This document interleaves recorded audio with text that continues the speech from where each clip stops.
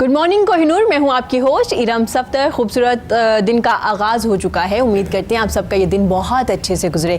नाज़रीन, वासिफ अली वासिफ कहते हैं जब तक इंसान अपने रवैये, अपने एटीट्यूड दुरुस्त नहीं करता, मेहनतें जो होती हैं वो दुरुस्त नहीं होती। जब आपका एटीट्यूड अच्छा नहीं, आप जितनी भी मेहनत करें, आप किसी भी ऑफिस में हैं, आप किसी भी फील्ड में हैं, अगर आपके एटीट्यूड अच्छे नहीं हैं, आपकी इखलाकियात या आपके रवैये अच्छे नहीं आए, तो आपकी मेहनतें जो हैं वो दुरुस्त नहीं है और आपकी ज़िंदगी सुकून बख्श हो जाती है। जब आप खुद ब खुद आपको सुकून मिलना शुरू हो जाता है, जब आप दूसरों को सुकून देना शुरू कर देते हैं, जब आप दूसरों के लिए आसानियाँ पैदा करते हैं, तो अल्लाह ताला आपके लिए आसानियाँ पैदा करता है। तो ज़रूरी क्या है, दूसरों के लिए आसानियाँ पैदा कीजिए। आज की शो की अगर बात की जाए तो जनाब आज हम बुक्स के बारे में बात करेंगे। कहा जाता है कि इंटरनेट ने जो हमारे बच्चे हैं, जो यूथ हैं, उन्हें बुक्स से दूर कर दिया। इसमें किस हद तक सच्चाई है, कितना सच है? क्योंकि अभी तक की याफ्ता ममालिक ऐसे भी हैं जिसमें इंटरनेट भी इस्तेमाल किया जा रहा है और बुक्स भी पढ़ी जा रही हैं, बुक्स रीडिंग भी होती है। तो गलती क्या कहाँ पे है? क्या हमारा एजुकेशन जो सिस्टम है उसमें कोई कोताही है, कोई कमी है, कोई खामी है जिसकी वजह से हमारे बच्चे मुतालिए की तरफ ज़्यादा नहीं आते? एक रीज़न ये भी होगी। उसके अलावा हम बात करते हैं लाइब्रेरीज़। हमारे यहाँ कुतुब खाने बहुत कम हैं, लेकिन सवाल यही पैदा होता है जो कुतुब खाने हैं वो क्यों खाली हैं, वो क्यों नहीं भरे, वहाँ क्यों ज़्यादा बच्चे नहीं आते? अगर कोई आता है बच्चा तो वो सिर्फ अपने कोर्स का होमवर्क करने आता है जो आपको यूनिवर्सिटी की तरफ से, कॉलेज की तरफ से या क्लास स्कूल की तरफ से दे दिया जाता है। क्या मुतालिया सिर्फ आपके निसाब जो आपका कोर्स है उसको रीडिंग ही उसका ही मुतालिया कर सकते हैं, या उसके अलावा जो अदबी बुक्स हैं उनका मुतालिया भी कर सकते हैं? मजहबी बुक्स हैं, मैगज़ीन है, रसाइल है, उनकी तरफ क्यों रुझान ज़्यादा नहीं है? एक इंटरनेट जो है उसने आसानी भी तो पैदा की हमारे लिए। हमारे ई पेपर आ गए, हमारी ई बुक्स आ गई। अगर आप बुक बाय नहीं कर सकते, परचेज़ नहीं कर सकते, आप कहीं जा नहीं सकते, आपके पास टाइम कम है, तो आप इंटरनेट में भी बुक्स पढ़ सकते हैं। उसके बावजूद जो मुतालिया है वो क्यों इतना कम हो गया? क्यों बुक्स ज़्यादा नहीं पढ़ी जाती? एक रिसर्च के मुताबिक 75% जो लोग हैं वो ये क्लेम करते हैं कि वो बुक्स नहीं पढ़ते। उनमें से 25% ऐसे हैं जो बुक्स पढ़ते हैं। उनमें से वो निसाब की बुक्स भी हैं, मजहबी भी हैं, रसाइल भी है, मैगजीन्स भी हैं। ये तमाम चीज़ें आती हैं 25% लोगों में जो ये बुक्स पढ़ते हैं। एजुकेशन सिस्टम की बात करें तो कहाँ खामी है? एजुकेशन सिस्टम में क्या चीज़ें चेंज होनी चाहिए? निसाब एक हो गया, तमाम जो मदारिस है, गवर्नमेंट सेक्टर है, पब्लिक सेक्टर है, इनमें तमाम जो सेक्टर्स हैं इनमें निसाब एक क्यों नहीं हुआ? सवाल यहाँ पैदा होता है। हमारे यहाँ बात की जाती है, बड़े स्कूल हैं, अच्छे स्कूल्स हैं, नाम है, उसके बाद एजुकेशन बहुत अच्छी दी जा रही है, डिग्रीज बहुत ज़्यादा दी जा रही हैं, लेकिन तरबियत नहीं हो रही। तरबियत में खामी हो रही है। क्या पेरेंट्स अपना रोल अदा नहीं कर रहे या टीचर ट्रेन नहीं है? हमारे यहाँ PhDs प्रोफेसर्स हैं जो अपनी ये जिम्मेदारियाँ सर अंजाम दे रहे हैं, डिफरेंट यूनिवर्सिटीज़ में हैं, कॉलेजेस में हैं। उसके बावजूद हमारे बच्चे इतने कॉन्फिडेंट क्यों नहीं है? क्यों उन्हें नहीं पता कि उन्होंने अपनी कौन सी फील्ड चूज़ करनी है और जो चूज़ कर रही है उसके बाद उनका फ्यूचर क्या है? ये तमाम चीज़ें हैं जिनके बारे में आज हम बात करेंगे। मेरे साथ मेरे बड़े प्यारे मेहमान मौजूद हैं, जनाब एजुकेशनिस्ट हैं और Sher Afzal Malik. Welcome to the show sir, कैसे हैं आप? जी अल्लाह का शुक्र है, आप सुनाएं? खैरियत से?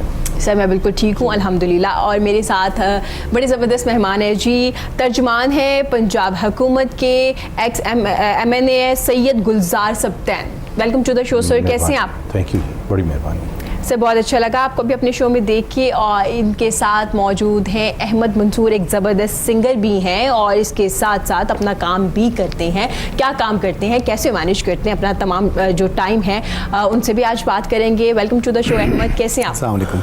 वालेकुम अस्सलाम, कैसे हैं आप? शुक्र, ठीक ठाक, फर्स्ट क्लास, अल्हम्दुलिल्लाह। सर मैंने बात की थी रवैये की, एटीट्यूड की, कि हमारे जब एटीट्यूड अच्छे नहीं होते या हम किसी से अच्छे से बात नहीं करते, हमारे रवैये अच्छे नहीं होते, तो हम जितनी भी मेहनत कर लें हम उतने कामयाब नहीं होते। इसमें किस हद तक सच्चाई है? रवैया तो पॉजिटिव होगा तो उसका पॉजिटिव रिजल्ट आएगा, अगर रवैया नेगेटिव होगा तो उसका नेगेटिव रिजल्ट आएगा। हाँ, दीन इस्लाम ने और बाकी मज़ाहिब ने भी, कोई ऐसा मज़हब नहीं है जिसने रवैयों को बेहतरी की तरफ ना बताया। और बिलखसूस दीन इस्लाम ने तो जो मकारम अखलाक पे अगर आप देखें ना तो दीन इस्लाम ने अखलाकियात की ही तालीम दी है। हर जगह पे आपको अपने बुज़ुर्गों से, अपने छोटों से, अपने दोस्तों से, अपने अजीज़ों से बात करने का जो तरीका बताया है वो बड़ा वाज़ेह है। रसूल करीम सल्लल्लाहु अलैहि वसल्लम की जो आप अहादीस पढ़ें तो मकारिम अखलाक पे जितना उन्होंने या सहाबा इकराम ने, अहले बैत ने जितना मकारिम अखलाक पे और रवैयों पे जितना दर्स दिया है, आपका रवैया बड़ा मैटर करता है। आप जब किसी को मिल रहे हैं तो वो आप अपना तमाम आपका अंदर का इंसान आप बता रहे हैं कि आप किस तरह से एक्ट कर रहे हैं। बिल्कुल। तो इस तरह से मैं एक छोटी सी गुजारिश करूंगा। मैं नजफ़ अशरफ गया ज़ियारात के सिलसिले में, तो वहाँ मैं एक बड़े बुज़ुर्ग के पास गया, तो उन्हें मैंने कहा कि मुझे कोई ऐसा वजीफ़ा बताएं जिससे कुर्ब खुदा हासिल हो। अच्छा। तो उन्होंने मुझे कहा कि आपने 5-6 किताबों का उन्होंने जिक्र किया कि वो आपने पढ़ी है। मैंने कहा नहीं, वो तो मैंने नहीं पढ़ी। तो उन्होंने कहा पहले आप वो पढ़ें फिर आप आए। मैंने कहा ये आप 5-6, और वो बड़ी मोटी किताबें थी। वो उन्होंने कहा ये उर्दू में तर्जमा हो चुका है, ज़ाहिर अरबी में वो लिखी गई हैं और फ़ारसी में वो उर्दू में तर्जमा हो चुका है, वो आप पढ़ें। फिर उसके बाद आके आप मुझसे पूछें, मैं आपको बताऊंगा। मैंने कहा जी कमाल है, पहले मैं इतनी 5-6 किताबें पढ़ूं फिर आपके पास आके पूछूं। उन्होंने कहा कि देखें मैं आपको बताता हूँ, अगर कोई मरीज़ हो यरकान का, उसको वो डॉक्टर या हकीम के पास जाए, तो वो कहे कि मुझे कोई दवाई दें जी, तो वो दवाई दे और साथ उसको बताए कि आपने परहेज़ करना है, तली हुई चीज़ें नहीं खानी, या कोई साथ जो भी परहेज़ बताए। तो वो घर जाए तो अपनी बीवी को कहे कि मैं ये दवाई भी खानी है और मुझे एक प्लेट पकौड़ों की निकाल दो, वो साथ वो भी खा ले, साथ वो दवाई खाए, तो वो दवाई असर करेगी? नहीं असर करेगी। इसलिए आपको पता होना चाहिए इखलाकियात के हवाले से और रवैयों के हवाले से। जिन लोगों के रवैये मुस्बत होते हैं वो ज़िंदगी में हमेशा कामयाबी ये नहीं है कि किसी के पास ज़्यादा पैसा आ गया है, किसी के पास इक़्तिदार आ गया है। कामयाबी ये है कि लोग आपको ये समझें कि ये जेन्युइन आदमी है, ये ठीक आदमी है। वो आपका रवैया ही आपको ऐसा बना सकता है। ट्रू, ऐसा ही है। अहमद क्या कहते हैं, ऐसे यही कामयाबी है? क्योंकि हमारे यहाँ कामयाबी को पैसे, दौलत, इन चीज़ों के साथ हमने मुंसलिक कर दिया है। तो कामयाबी ये है कि जब आप ना हो या आप चले जाएँ तो पीछे से आपका जब जिक्र किया जाए तो पॉजिटिव आपके बारे में बोला जाए। शाह साहब की बात बिल्कुल ठीक है, इखलाकियात सबसे ज़रूरी हैं और हमें उन्हीं चीज़ों पे अमल करना चाहिए, तो उसके बाद ही सब कुछ है। अदरवाइज़ तो जब आपके इखलाकियात ही ठीक नहीं होंगे तो डेफिनेटली आपको फिर बुरा ही भला कहा जाएगा, अच्छा तो नहीं कहा जाएगा। बिल्कुल। आप एक ऑफिस में भी काम कर रहे हैं, माशाल्लाह एक अच्छी पोस्ट पे भी है, तो वहाँ पे तो डिफरेंट लोग होते हैं, हर किसी का एक अपना एटीट्यूड है, बिहेवियर है, मिजाज है। तो क्या वहाँ पे बिहेवियर पे काम किया जाता है? क्योंकि हम देखते हैं कि लोग काफ़ी स्ट्रेसफुल नज़र आ रहे होते हैं, एक दूसरे से बात नहीं करते, अग्रेसिव हो जाते हैं। जूनियर सीनियर्स का बड़ा एक मसला देखने में आता है। देखिए बिहेवियर के लिए डेफिनेटली काफ़ी लोगों ने जो है वो ट्रेनिंग्स भी रखी होती हैं, तो ये ज़रूरी है कि लोगों का बिहेवियर जो है वो ठीक किया जाए। तो इसकी बहुत सख्त ज़रूरत है और इखलाकियात ही अगर ठीक चलेंगी, इखलाकियात अच्छी होंगी तो डेफिनेटली फिर लोगों का बिहेवियर भी ठीक हो जाएगा। ठीक है सर, आपकी भी मैं इसी बारे में राय लूँगी, रवैये के बारे में, इखलाकियात के बारे में, एटीट्यूड्स के बारे में। पहले की तरह बहुत अच्छा मौजू आपने चुना है, तो मैं भी प्यारे हबीब सल्लल्लाहु अलैहि वसल्लम की हदीस मुबारक से इसका स्टार्ट लूँगा। अल्लाह के हबीब ने फरमाया है कि जिसके दुनिया में अखलाक अच्छे होंगे, क़यामत वाले दिन सबसे करीब वो शख्स मेरे होगा। अब यहाँ देखिए कितनी बड़ी बात है, यहाँ कंडीशन नहीं है कि जी बाकी सारी चीज़ें उसकी ठीक होंगी, अखलाक अच्छे होंगे। और क़यामत के दिन जब आप नबी करीम सल्लल्लाहु अलैहि वसल्लम के करीब होंगे तो जन्नत दोज़ख कहाँ गई आपकी। जी। दूसरी बात है, आपने जो रवैये की बात की, रवैया ऐसा होता है कि आप जिस तरह का ड्यू रिगार्ड देते हैं उसी तरह आपको रिटर्न मिलता है। आप देखें ना, गंदम बोएंगे तो आपको चने वहाँ से नहीं मिलेंगे, वो गंदम का बीज जो है आपको गंदम की सूरत में ही मिलेगा। तो ये डिपेंड करता है आप पे कि आप देखो, हम लीडरशिप, हम हमारे दोस्त बैठे हैं यहाँ, लीडरशिप सिर्फ पॉलिटिशियन के हमने खाते में डाल दिए। लीडरशिप ये नहीं है कि जी आप पॉलिटिशियन ही हैं। लीडरशिप ये है, आप अगर किसी इदारे के सरबराह हैं तो आपके नीचे जो टीम काम कर रही है आप उसके साथ कैसे हैं। अब कई दफ़ा शिकायत भी होती हैं कि जी नीचे लोग ठीक नहीं हैं, चलो आपके जहन से नहीं मिलते, गलत लोग हैं, गलत टीम मिल गई है, फिर भी टीम बनाएं। बुरे लोग हैं तो बुरों की भी टीम बनाएं। जब आप टीम बनाएंगे और उनको इंसेंटिव देंगे, उनके छोटे छोटे मसाइल आप हल करेंगे तो इंशाल्लाह उनके रवैये में बेहतरी आ सकती है। बुरे लोगों में कुछ ना कुछ तो पॉजिटिव होगा। जी बिल्कुल। और सबसे बड़ी बात यह है कि लीडरशिप की क्वालिटी ये होनी चाहिए कि वो काउंसलिंग करे उसकी, और उसके देखें मसाइल क्या है। मतलब आजकल देखें सोसाइटी के अंदर आपके समाजी हर तरह के मसाइल हैं। जो लीडर होता है ना, जो आपके इदारे का होता है, जो आपके पाकिस्तान लेवल के, जब वो उन अफराद के उनके मसाइल तक आगाही हासिल कर लेगा तो इंशाल्लाह उनके रवैये भी बेहतर होंगे और वो अच्छे तरीके से परफॉर्म कर सकेंगे। ठीक हो गया सर। बुक्स की अगर बात करें, क्योंकि आपका बड़ा गहरा ताल्लुक है बुक्स के साथ, तो किताबें क्या इंसान की ज़हनी तरबियत करती है? क्या उनको डिस्कवर करने का मौका मिलता है? इंसान अपने आप को डिस्कवर करता है जब बुक्स पढ़ता है? वो बिल्कुल ऐसे है जी, जो किताब है वो एक जाहिल इंसान को अंधेरों से निकाल के रोशनी की तरफ लाती है, और वो सोसाइटी जिसके अंदर किताब दोस्त लोग मौजूद होते हैं, वो मुआशरा कभी ज़वाल पजीर नहीं होता। अब आप देखें ना कि हमारा जो ये अंदलस और बुखारा की तहजीब है, हज़ारों साल पुरानी है जी, और बहुत बड़ा इल्म का वहाँ ख़जाना मौजूद था। और वहाँ हमारे जो एक दौर था कि जो मुसलमान थे जी, उन्होंने किताबों पे और नॉलेज पे गिरफ्त थी, उनकी मजबूत थी, और वो क्या कहलाए? मुस्लिम साइंटिस्ट। मुख्तलिफ जो साइंसदान है वो मुसलमान ही। और फिर हमारे मुसलमानों के साथ क्या हुआ? जब हमने किताब से दूरी इख्तियार की, हमने पढ़ना छोड़ दिया, अपने आबा अजदाद की जो चीज़ें थी उनको महफूज ना किया, वो यूरोप ले गए और यूरोप ने उन्हीं से सबक हासिल करके अब वो पूरी दुनिया पे हुक्मरानी कर रहे हैं। तो जो किताब है, और सबसे बड़ी किताब मैं आपको यहाँ बताऊँ कि हमारे प्यारे नबी सल्लल्लाहु अलैहि वसल्लम पे कुरान करीम की सूरत में, तो किताब तो उसी वक्त नाजिल हो गई थी जब अल्लाह ताला ने फरमाया इकरा बिस्मि रब्बिकल्लज़ी खलक।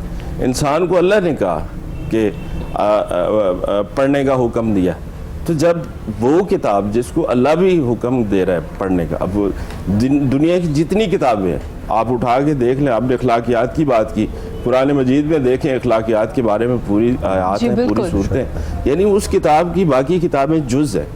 तो मैं तो ये कहूँगा कि जब आप सुबह उठें तो आप एक अपना वतीरा बना लें, जिस तरह मेरे भाई ने कहा है सिफ्तैन शाह साहब ने कि जी मोटी किताबें दिल नहीं करता पढ़ने को। मैं कहता हूँ जी सुबह आप अपनी एक रूटीन बनाएं कि सिर्फ एक रकू नहीं पढ़ सकते, आप चंद आयात पढ़ें, लेकिन उसको तर्जमे के साथ पढ़ें, उसको एक तफसीर रख लें घर के अंदर, उस पर पढ़ें। इंशाल्लाह आप ऐसी कुरान पाक की खूबसूरत किताब है, आप कहेंगे जी कि मैं अगला रकू भी पढ़ूँ, आगे अल्लाह ने क्या फरमाया उससे आगे पढ़ूँ, आपकी दिलचस्पी बढ़ेगी उसमें। तो ये बाकी किताबें जो हैं, चूँकि जब अल्लाह की तरफ से, और जिस तरह नबी सल्लल्लाहु अलैहि वसल्लम ने फरमाया कि इल्म हासिल करो, गोद से गोर तक करो, बिल्कुल, तो इसी तरह जो है आप जब इल्म हासिल करते हैं तो आपके सामने रोशनी होती है जी। और अल्लाह के नबी ने फरमाया कि आलिम और जाहिल कभी बराबर नहीं हो सकता, कभी नहीं हो सकता। तो बिल्कुल, जैसे सर ने बड़ी अच्छी बात की थी कि आप जब बोलते हो या किसी से मिलते हो तो आपका पता चलता है कि आप कौन हो ना। तो हज़रत अली रज़ी अल्लाह तआला अन्हु को कॉल भी बोलो ताकि पहचाने जाओ। जब आप बोलोगे तो आप पहचाने जाओगे कि आप कौन हो, आपका ताल्लुक किस, आप डिग्री नहीं दिखाते किसी को मिलते हुए कि ये मेरी डिग्री है और मैंने जी MBA किया हुआ है। आप जब बोलते हो तो तब पता चलता है कि आप कौन हो, आपका ताल्लुक है। बात से ये अंदाज़ा होने लग पड़ता है। और वैसे तो देखिए ना, जानवर का और इंसान का जो फ़र्क है वो अक्ल का है। बिल्कुल, और अक्ल तालीम पढ़ने से आती है। अगर आप किताबें पढ़ेंगे तो आप अक्ल भी हासिल करेंगे।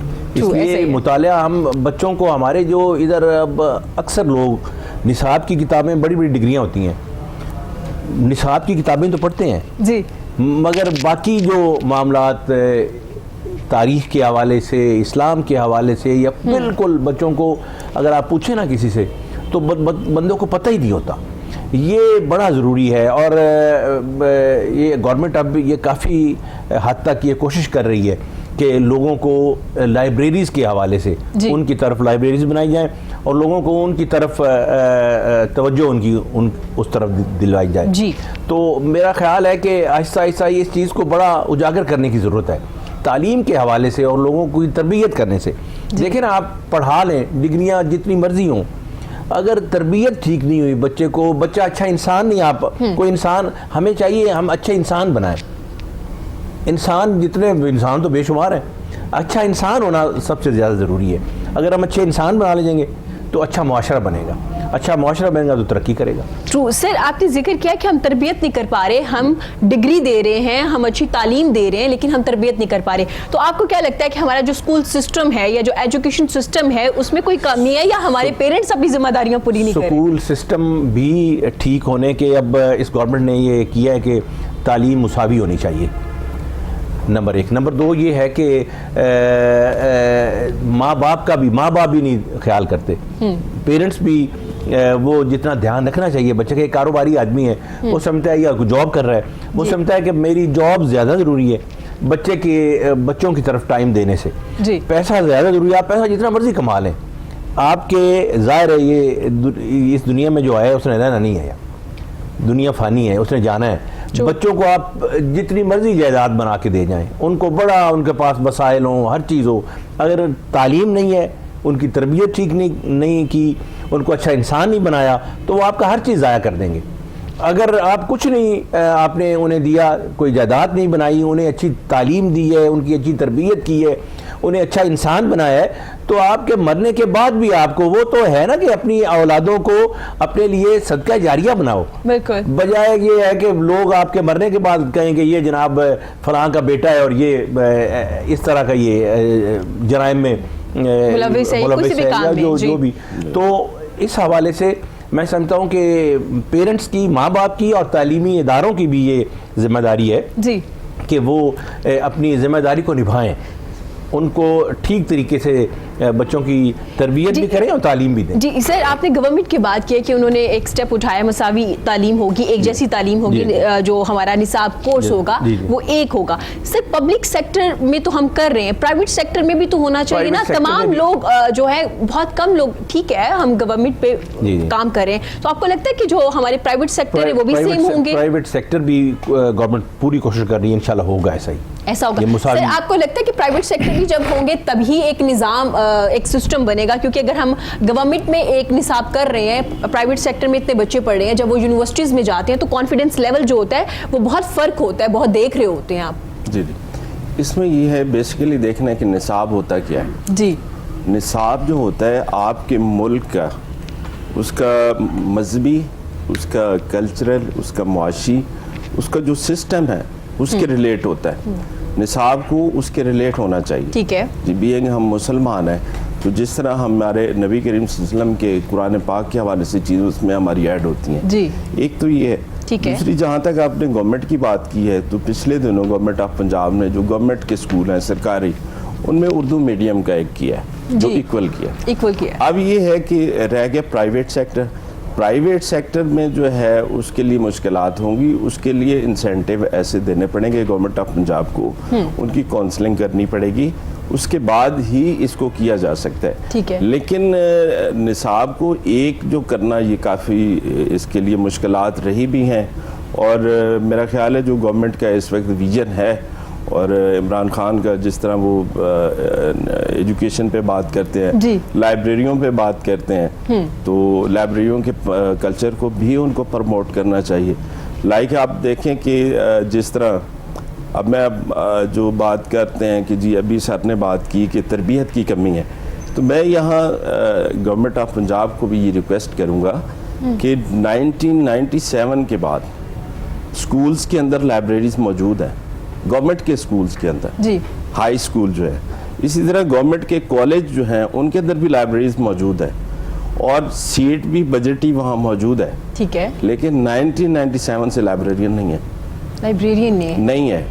अब ये है कि जब तक आप उस लाइब्रेरी को आबाद नहीं करेंगे, उसके अंदर एक लाइब्रेरियन प्रोफेशनल नहीं बैठा होगा, और जो टीचर है, टीचर का काम है कि वो जब आप टेक्स्ट बुक सिर्फ रटा हुआ सिस्टम दे देंगे कि भाई ये कल इसी में से आपका टेस्ट है, बच्चे को भी पता है वो रटा लगा के अपना टेस्ट जनाब फुल बटा फुल मार्क्स लेके आ जाएगा। लेकिन बात ये है कि उसने पढ़ा नहीं, नॉलेज नहीं, उसने अदर अपनी किताब नहीं पढ़ी, उसको असाइनमेंट नहीं दी गई। ठीक है। टीचर से हम ये रिक्वेस्ट करेंगे, हम भी टीचर हैं, लाइब्रेरियन मैं तो कहता हूँ टीचर ऑफ द टीचर होता है। बिल्कुल। जब हम एमफिल पीएचडी टीचर्स करते हैं, हम उनको गाइड करते हैं, तो टीचर के लिए हम ये रिक्वेस्ट करेंगे कि वो डेली बेस पे बच्चों को एक असाइनमेंट दें। ठीक है। और असाइनमेंट हो सिलेबस से हट के, ताकि वो लाइब्रेरी को कंसल्ट करे। जब लाइब्रेरी में जाएगा 2, 4, 5, 6 किताबें देखेगा, कम से कम टाइटल देखेगा, ऑथर देखेगा, किताब की शक्ल तो देखेगा, कुछ ना कुछ पढ़ेगा भी सही।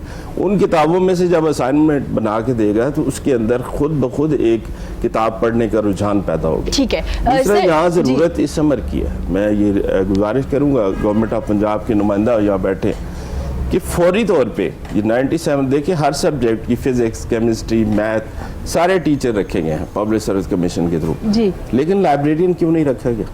ये आप जैसे आप फरमा रहे हैं ये गवर्नमेंट ऑफ पंजाब प्लान कर रही जी है, बिल्कुल। तो इंशाल्लाह वो होगा। इस पे अगर ये कर दें सर, एक तो जो आप लोगों का विजन है कि जी आपने जॉब्स देनी है, तो ये कम से कम स्कूल साइड पे 350 फीमेल जो है लाइब्रेरियन रखी जाएगी, कॉलेज पे फीमेल 350 आ जाएगी, मेल साइड पे कॉलेज पे 300-400 लाइब्रेरियन आ जाएगा, स्कूल साइड पे मेल लाइब्रेरियन आ जाएगा, यानी कोई 1200-1400 तो यही लोग, एक तो जॉब्स क्रिएट मिलेंगी और ये क्रिएट लाइब्रेरी भी आबाद हो जाएगी। ये ऑलरेडी बजटी सीटें हैं सर, समझते हैं इसको जी। तो अब ये है कि इसको जब अपॉइंटमेंट हो जाएंगी इंशाअल्लाह ताला, किताबें मौजूद है, नई किताबों का हर साल गवर्नमेंट ऑफ पंजाब बजट भी दे रही है, तो जब प्रोफेशनल बंदा मौजूद होगा तो वो देखे ना, गाड़ी पे आप अनाड़ी ड्राइवर लगा दें तो वो गाड़ी कैसे चलेगी, वो तो खड्डे में मारेगा ना, एक्सीडेंट करेगा।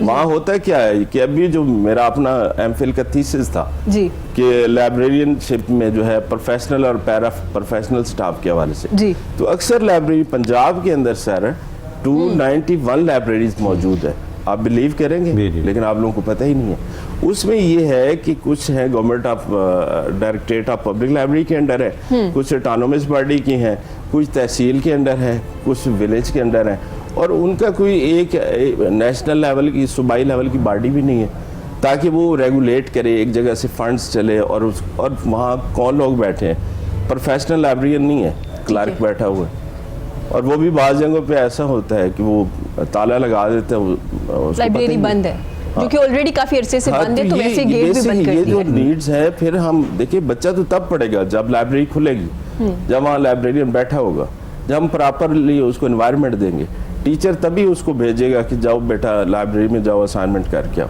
तो ये बेसिक एक वजह बहुत है, उसके बाद और भी चीजें हैं इंशाल्लाह साथ साथ।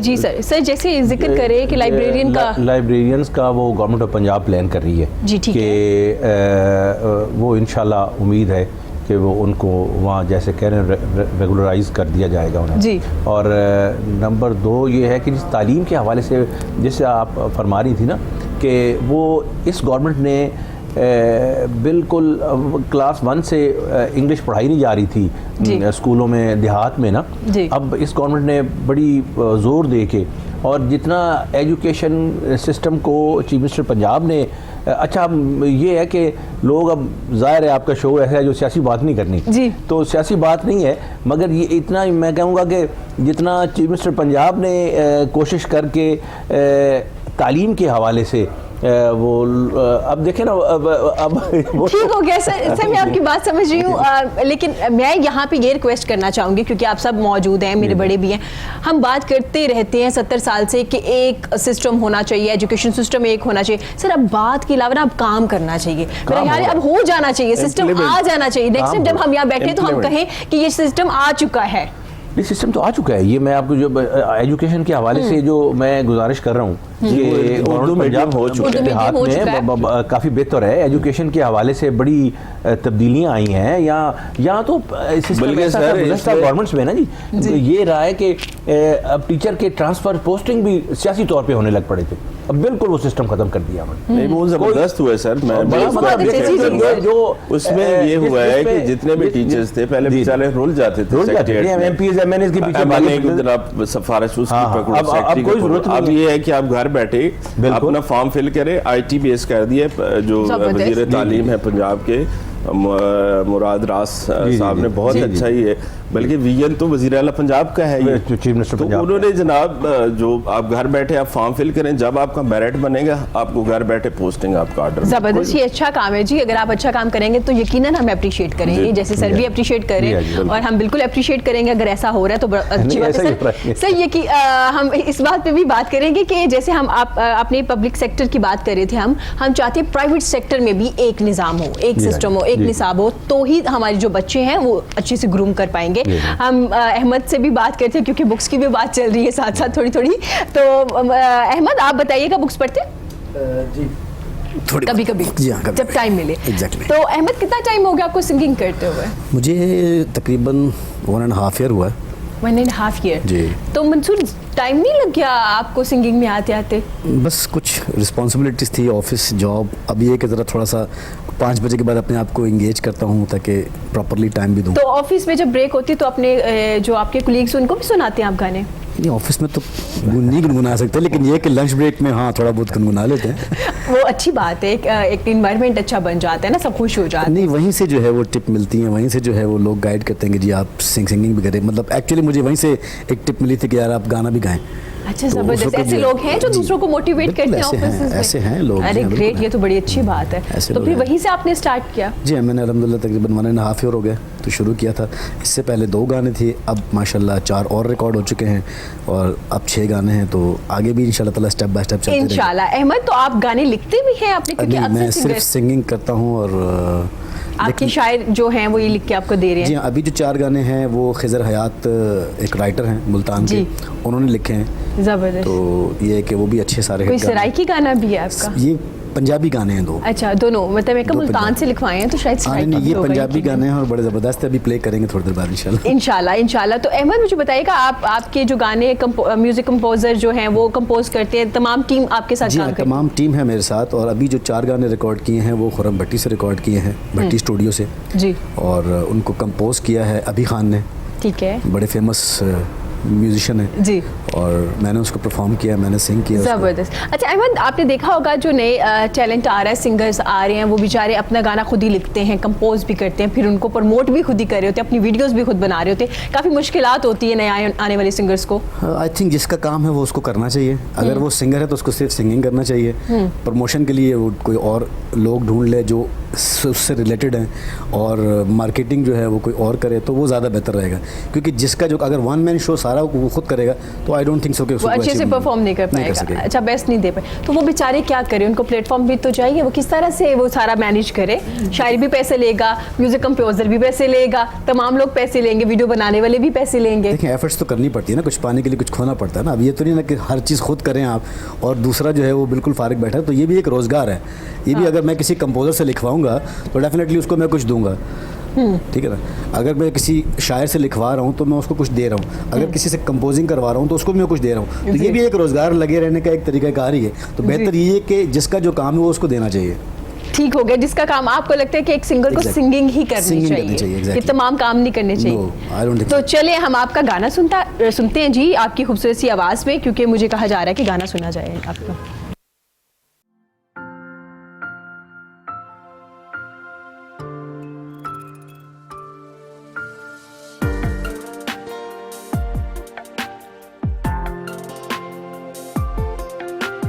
धीरे धीरे से मुझ पे छा रही हैं, जान कैसी ये मस्तियाँ।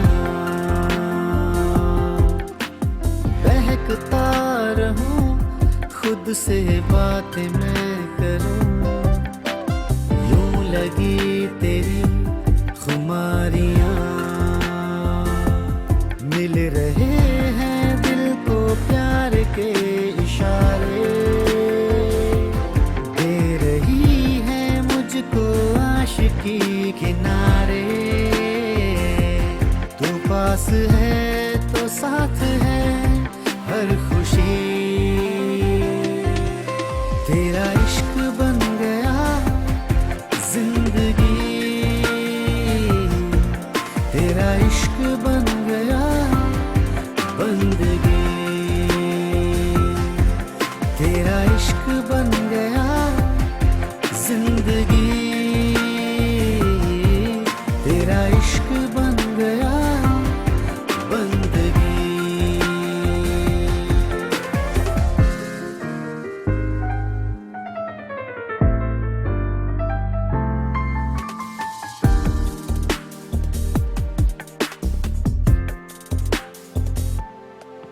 लगता है दिन ही नहीं हुआ जिस दिन न देखूं तुम्हें, मुमकिन नहीं हो कोई लम्हा ऐसा के भूलूं तुम्हें।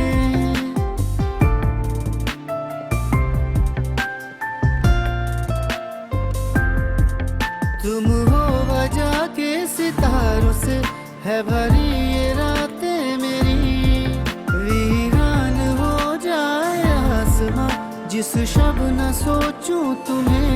मेरी सांसें भी चले तेरे सहारे, ख्वाब भी आंखों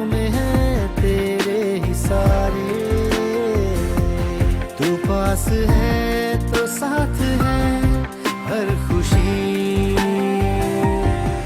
तेरा इश्क बन गया जिंदगी,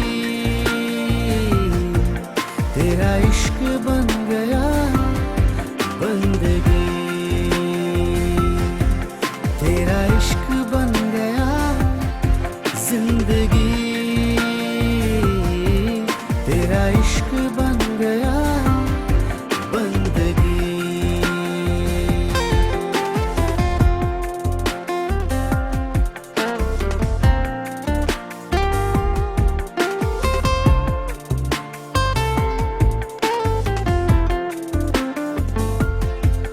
तेरी तलब यूं लगी है कि कुछ और भाता नहीं, मन बावरे को तेरे बिना कहीं चैन आता नहीं।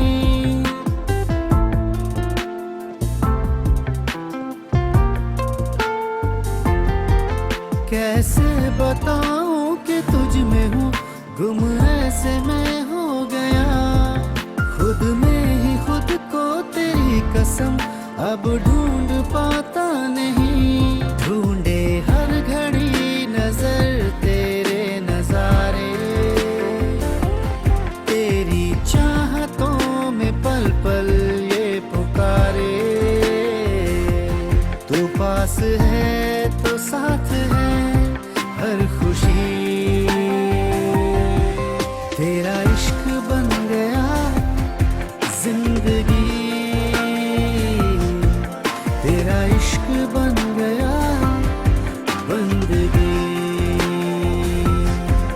तेरा इश्क बन गया जिंदगी, तेरा इश्क बन गया बंदगी। वेरी नाइस, जबरदस्त अहमद, बहुत खूब। नाज़रीन, यहाँ वक्त हुआ है छोटी सी ब्रेक का, ब्रेक के बाद जबरदस्त। हाजिर होते हैं, हमारे साथ रहिएगा।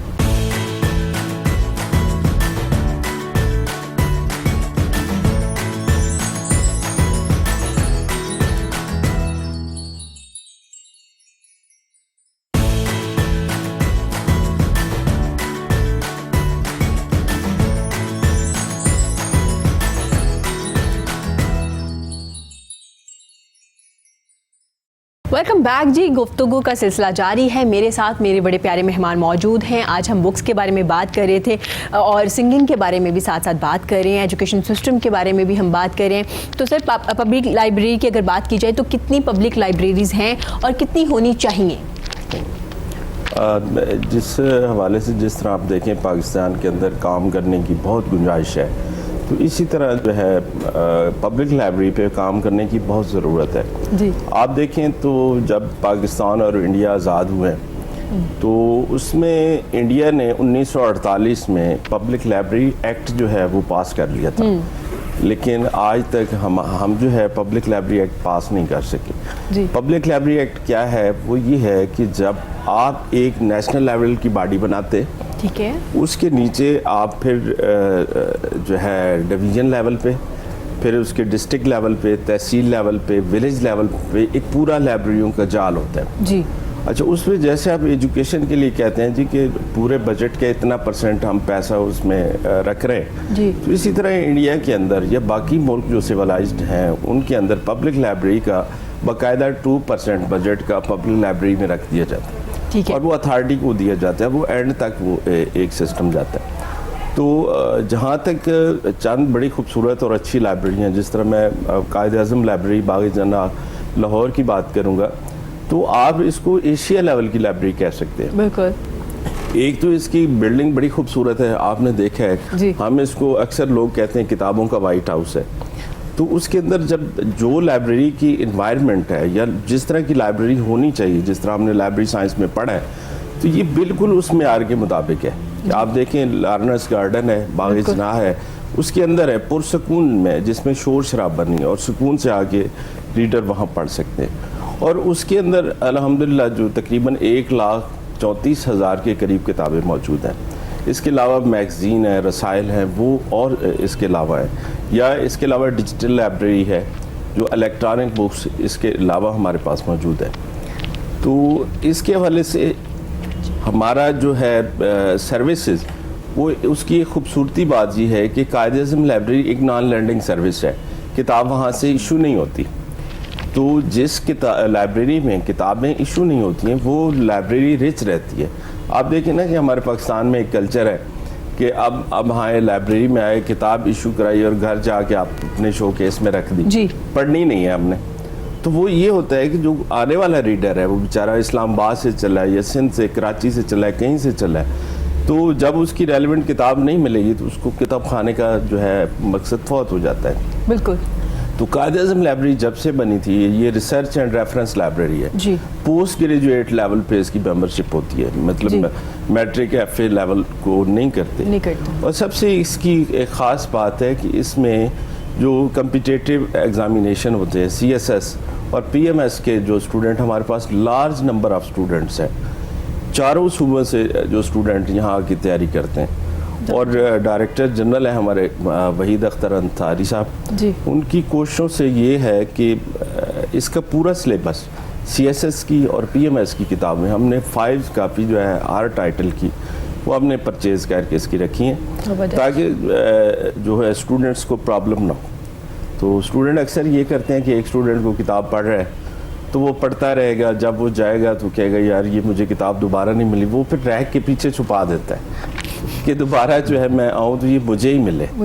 तो फिर हमारा जो इतना स्टाफ होता है वो डेली बेस पे ये भी प्रैक्टिस करता है ताकि हो सकता है वो 10 दिन मजीद ना आए जी, तो वो किताब रैक से जो है गायब नहीं होनी चाहिए। हाँ, ये भी ज़रूरी है। तो वो फिर हम उसी जगह फिर अवेल करते हैं जहाँ उसकी टाइटल अदरवाइज उसकी जगह होती है। सर, मैंने आपसे पूछा था कि कितनी लाइब्रेरीज हैं और कितनी होनी चाहिए? पंजाब के अंदर जो है पब्लिक लाइब्रेरी 296 के करीब है। 296।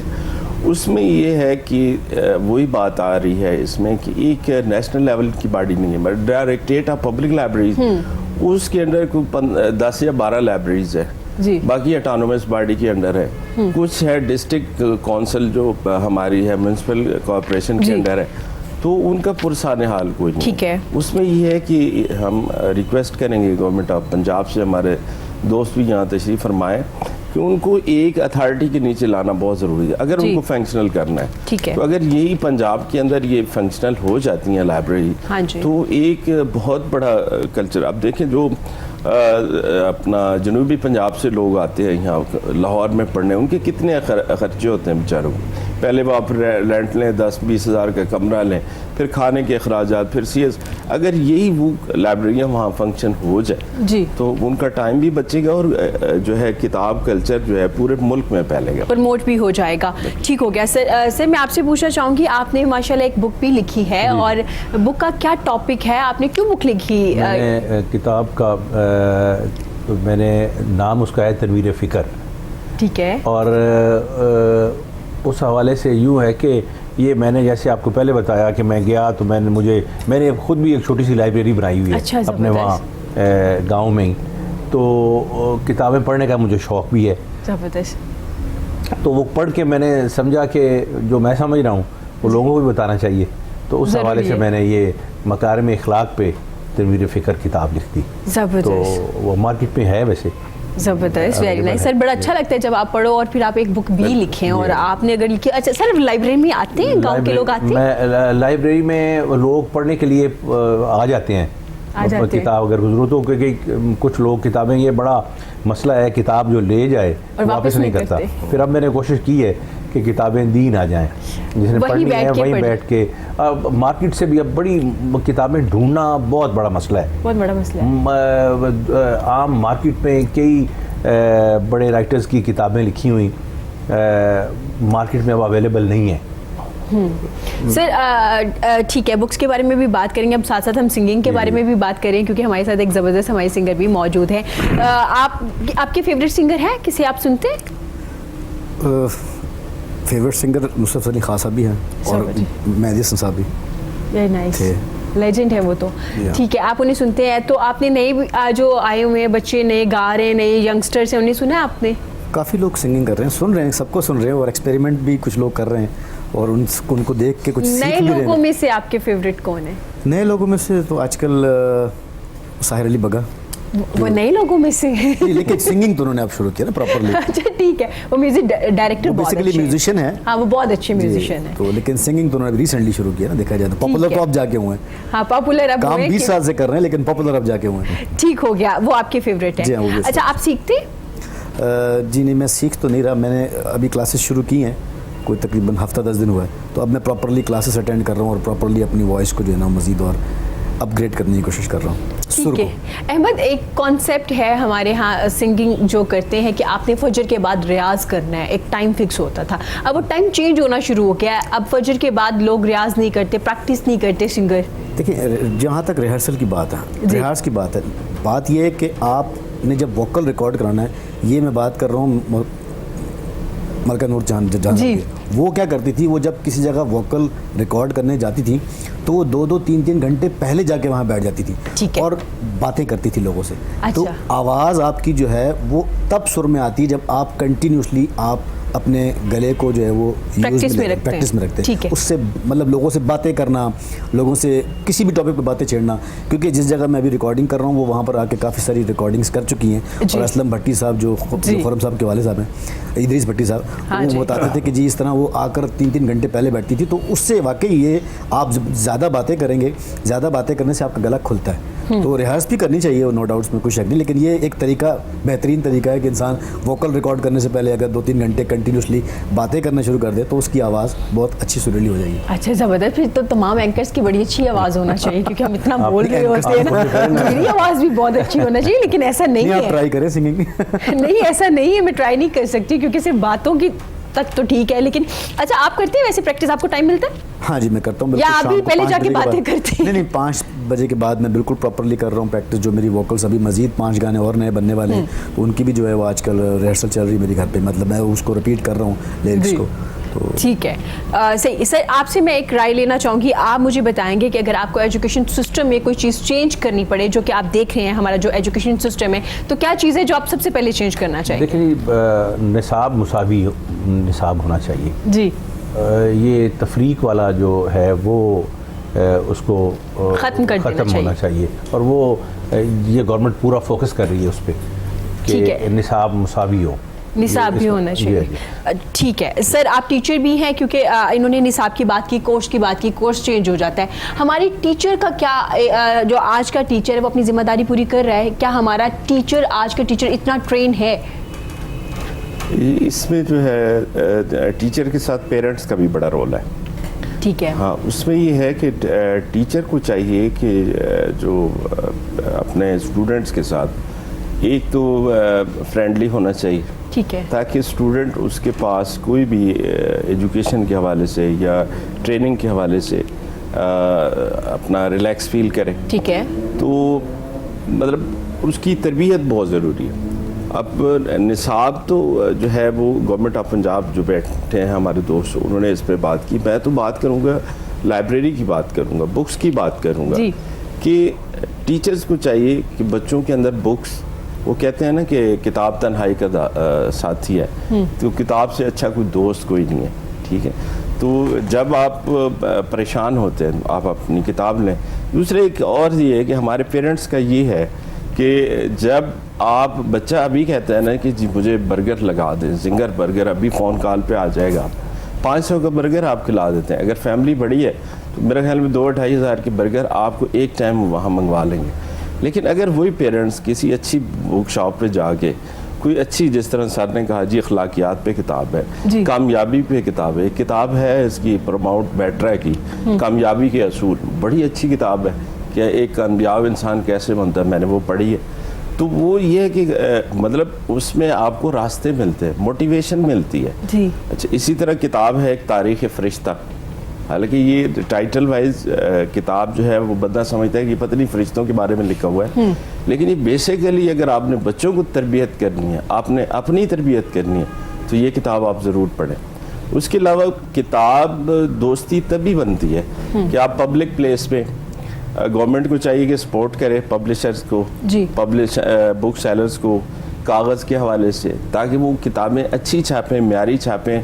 और अगर आप देखें किताब सही अच्छा कागज़ नहीं होगा तो रीडर जो पढ़ने वाला है, ठीक है, उसकी आंखें ख़राब होंगी और वो देर पर रहेगी नहीं। अब देखिए ठीक है। हमारे पास, आपने एक वक्त देखा होगा कि एक दौर था कि जब आप किसी बड़ी लाइब्रेरी में, पब्लिक लाइब्रेरी या हमारी कायद-ए-आज़म लाइब्रेरी है, जी। मेन यूनिवर्सिटी की लाइब्रेरी में आप पुरानी किताबें को देखें तो उसमें आपको फूल मिलते, हाँ गुलाब जी। का फूल होता गुलाब था। का फूल। तो वो लोग मतलब किताब को और फूल को एक मानंद रखते थे। तो इसी तरह जो है आप जैसे फूल का तोहफा किसी इंसान को देते हैं, जी। तो आप किताब का तोहफा देना सीखें। आप ऐसे करें, अगर आप पेरेंट्स हैं तो आपको चाहिए कि जिस तरह आप महीने में आपको बच्चे कहते हैं जी बाबा हमें नेट का पैकेज तो ज़रूर करवा दें और कुछ करवाएं या ना करवाएं, तो जहाँ नेट का पैकेज आप 2-2.5 हज़ार का करवाते हैं अनलिमिटेड, उसमें आप 500 रुपये मुख्तस कर लें कि अगर 2 बच्चे हैं, 3 बच्चे हैं, 4 बच्चे हैं, जी। तो हर बच्चे की फरमाइश की जी। एक किताब आप घर में लाएं, दूसरे मंथ में दूसरी किताब लाएं, तीसरी मंथ में तीसरी लाएं। जी। तो एक वक्त आएगा कि साल में आपकी 12 किताबें आ जाएंगी और चंद सालों में घर के अंदर एक मिनी लाइब्रेरी बन जाएगी। जी। फिर आप ये कल्चर पैदा करें कि आपके पास फ्रेंड आया, दोस्त आया, रिश्तेदार आया, उसके पास देखिए कई दफ़ा आप कंपनी नहीं दे सकते, उसको कोई अच्छी किताब दे दें कि भैया आप पढ़े, मैं थोड़ा आपके लिए खाने का अरेंज करता हूँ। जी। और उसको ये ऑफर करें कि ये जो मेरी मिनी सी लाइब्रेरी है, इसके अंदर आपको जो किताब पसंद है आप ले जाए, मैं आपको गिफ्ट करता हूँ। ज़बरदस्त। अच्छा सर, आपने जिक्र किया कि पब्लिशर को सपोर्ट करना चाहिए, कागज़ अच्छा होना चाहिए, लेकिन सर इंटरनेट ने आसानी पैदा कर दी ना, ई बुक्स आ गई, उसके बावजूद भी हम बच्चों को बुक्स की तरफ नहीं लेके आए, इतना अट्रैक्टिव नहीं लगा बच्चों को अभी भी, बुक्स पढ़ने की जो एक आदत है वो डेवलप नहीं कर पाए हम अभी भी। हाँ, उसमें भी ये है कि मेरा दोनों साइड का एक एक्सपीरियंस है। अल्हम्दुलिल्लाह मैंने 2 ईयर जो है पंजाब इंफॉर्मेशन टेक्नोलॉजी बोर्ड के साथ काम किया, जो ई लाइब्रेरी थी, ई-लाइब्रेरी। वो एज ए चीफ लाइब्रेरियन मैंने काम किया। तो अल्हम्दुलिल्लाह लोग आते हैं पढ़ने। आप बिलीव करें, रावलपिंडी में सर ये पोजीशन थी कि मुझे बाज़ नीचे कपड़ा बिछाना पड़ता था। अच्छा, ज़बरदस्त। हमारे पास फर्नीचर काम हो जाता था, हमारे पास स्पेस प्रॉब्लम हो जाती थी, लेकिन बच्चे कहते थे सर हमें नीचे बिठा दें, हम बैठ के पढ़ेंगे। पढ़ने वाले लोग मौजूद है। ये है कि उसमें अब मज़ीद बेहतरी की ज़रूरत है। अब जहाँ तक आपने नेट की बात की है, जो फिज़िकल फॉर्म में आपके पास किताब आती है या उसके पढ़ने का मज़ा है वो आपको नेट में नहीं आता। ठीक है।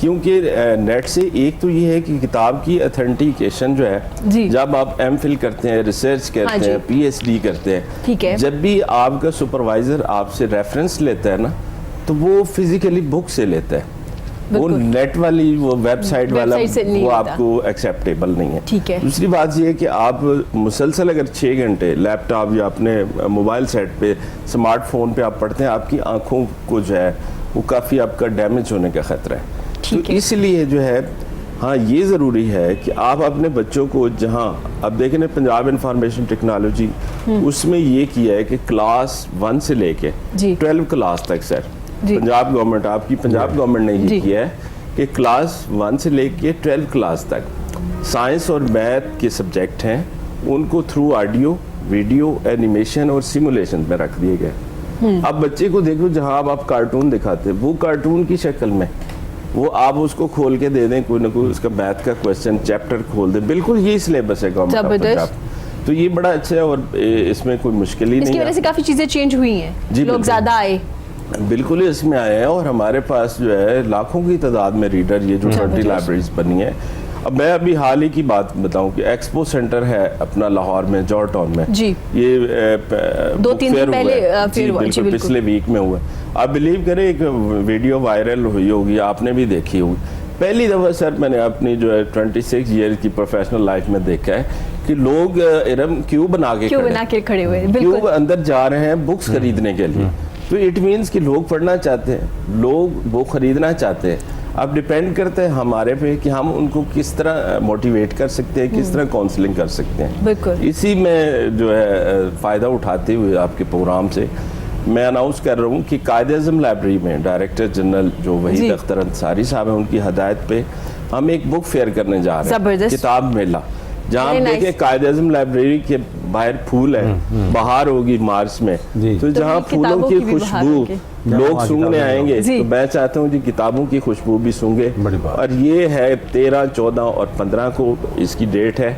तो इस पे हमने काम अपना शुरू कर दिया है। इंशाल्लाह हम आपको भी इनवाइट करेंगे, आपकी सपोर्ट भी हमें चाहिए होगा, मीडिया की सपोर्ट भी जरूर, चाहिए जरूर होगी सर, क्यों कि नहीं। देखिए मैं आपको फिर अप्रिशिएट करूँगा कि जब कहीं बांदर का तमाशा लगा होता है सारा दिन फोकस कैमरे का लगा होता है, लेकिन जहाँ एजुकेशन की बात होती है हमारे कैमरे बंद हो जाते हैं। आपको चाहिए, आप आज ये बात कर रही हैं हमारे थ्रू सर की किताब के बारे में, ये इन्फॉर्मेशन लोगों तक गई है जी। अदरवाइज किसी को क्या पता कायदम लाइब्रेरी में क्या है, ई लाइब्रेरी है कि नहीं। बिल्कुल। तो ये बेसिकली आपका बहुत बड़ा रोल है, मीडिया का बड़ा रोल है, तो I appreciate you. Thank you so much sir. Sir वापस आते हैं सर, आपकी सियासत के बारे में बात करते हैं। आप सियासत में कब आए सर? आपको पता है बचपन में तमाम लोग कहते हैं मुझे डॉक्टर बनना है, मुझे लॉयर बनना है, मुझे टीचर बनना है। कभी कोई बच्चा ये नहीं कहता मुझे सियासतदान बनना है, आपने कभी सुना है? नहीं, बिल्कुल नहीं सुना।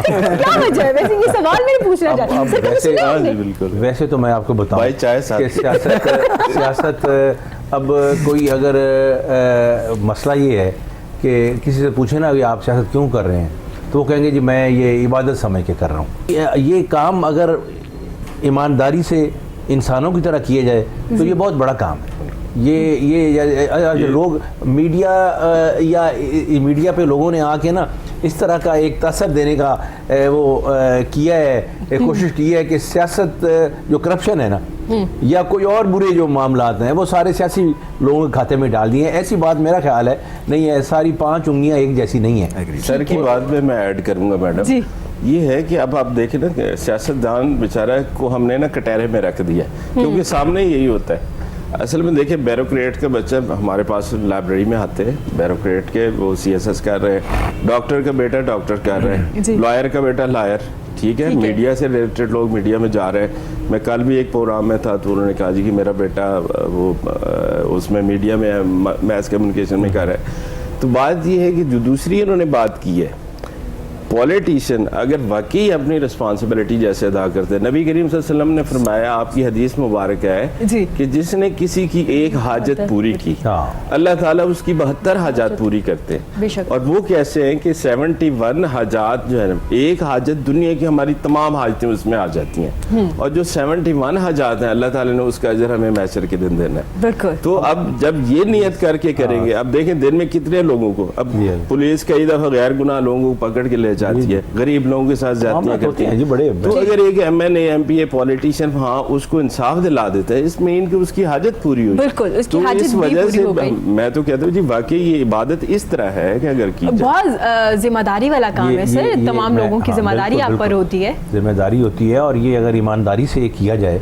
देखिए ना, लोग यहाँ हमारे माशरे में एक ये बड़ा अलमिया है, वोट देते हुए लोग ये नहीं सोचते ये कैसा आदमी है, किसी ने नहीं देखना ये करप्ट है, ये ईमानदार है, ये ठीक है, ये गलत है, कोई किसी के। हालांकि देखें ना, ये एक जो माशरे बालिग नज़र हैं या समझते हैं ना, वो अपनी एहसास ये समझते हैं। आपने देखा होगा वो अमेरिका के एक प्रेसिडेंट का एक स्कैंडल बना था जी, तो वो समझते हैं अमेरिका अमेरिका जैसे या यूरोप में मर्द औरत के तल्लुक को इतना मायूब नहीं समझा जाता।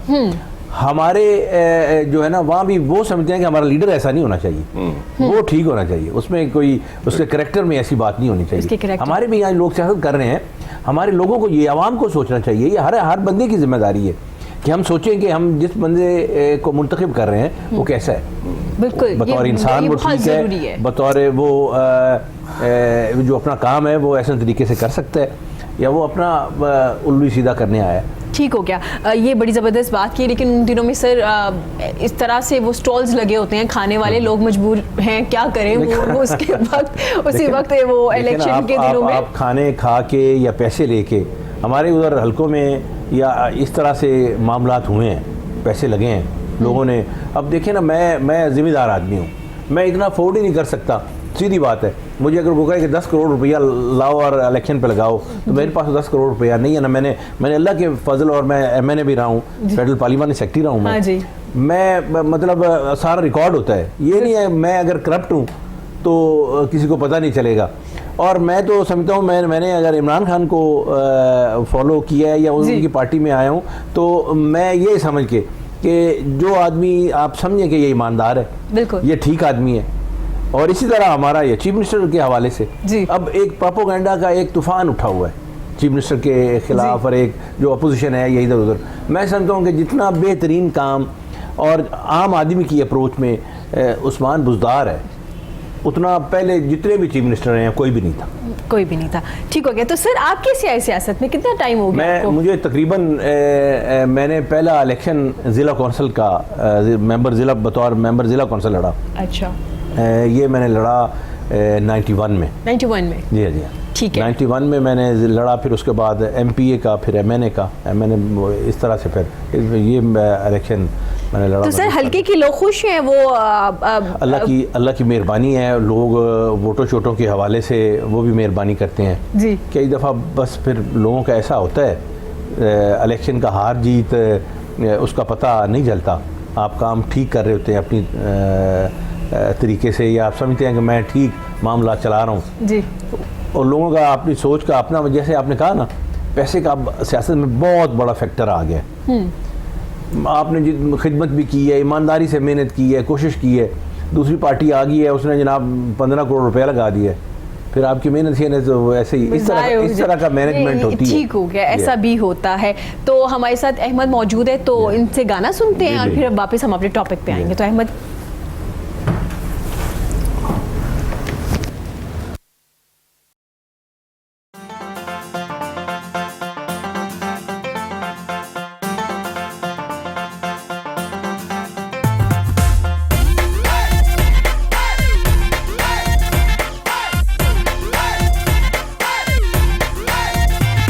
तेरे हुस्न दे चर्चे थां थां पे कर दी दुनिया सारी, तेरे नाल में अखियां लाइयां ते हो गई यारी। तेरे हुस्न दे चर्चे थां थां पे कर दी दुनिया सारी, तेरे नाल में अखियां लाइयां ते हो गई यारी।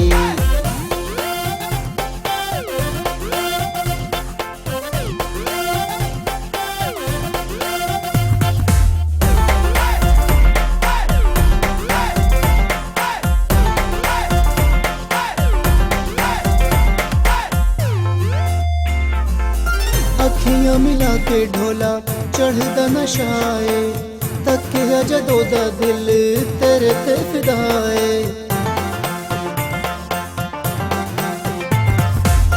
अखियां मिला के ढोला चढ़दा नशाए, तकिया जदों दा दिल तेरे ते फिदाए। लोकां दी कोई टेंशन नहीं, मैं जा तेरे ते वारी। लोकां दी कोई टेंशन नहीं, मैं जा तेरे ते वारी।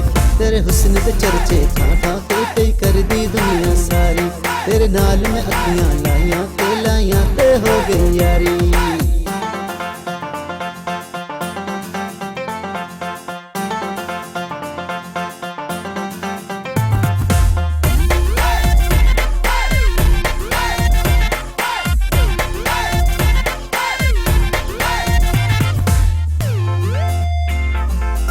दिल दा मोहल्ला होवे तू होवे नाल वे, बिन तेरे मेरे यारा जीना ही मुहाल वे।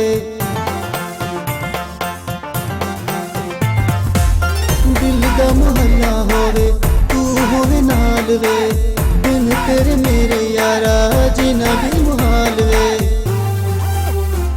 तेनू वेख देख के ठरदियां मैं दिल बैठियां हारी, तेनू वेख देख के ठरदियां मैं दिल बैठियां हारी। तेरे नाल में अखियां लाइयां ते हो गई यारी। तेरे हुस्न दे चर्चे थां थां पे कर दी दुनिया सारी।